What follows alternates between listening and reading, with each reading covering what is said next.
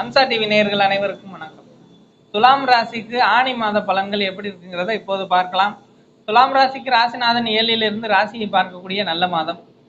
ஆனாலும் கூட 15ஆம் தேதிக்கு மேல அவர் 8க்கு வர்றாரு. 8ல வரையில என்ன செய்வார்னா, மனம் சார்ந்த விஷயங்கள்ல மனக்குழப்பங்களும் பிரச்சனைகளும் தேவையில்லாத பிரச்சனைகளையும் கொடுக்கக்கூடிய வாய்ப்புகள் இருக்கு. அதனால கொஞ்சம் கவனமா இருக்கிறது ரொம்ப நல்லது. 6ல சனி இருக்கார், நோய் தீரக்கூடிய ஒரு அமைப்புகள்.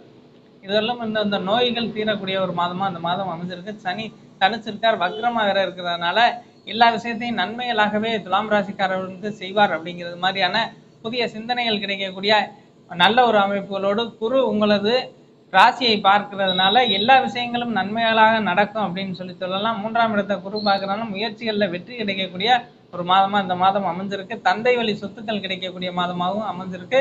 சூரியன் உங்களது 9ஆம் இடத்துல இருக்கிறதுனால புதிய தொழில் வேலை அமைப்புகளில் ஒரு முன்னேற்றங்கள், வேலை கிடைக்கக்கூடிய ஒரு வாய்ப்புகளோடு இந்த மாதம் உங்களுக்கு 10ல் புதன் வர்றதுனால வேலை அமைப்புகளில் ஒரு முன்னேற்றங்கள் கிடைக்கக்கூடிய தர்ம கர்மாதிபதிகள் ஒன்றிணையக்கூடிய ஒரு நல்ல ஒரு மாதமாக இந்த மாதம் அமைஞ்சிருக்கு. அதனால எதையும் பற்றி கவலைப்பட தேவையில்லை.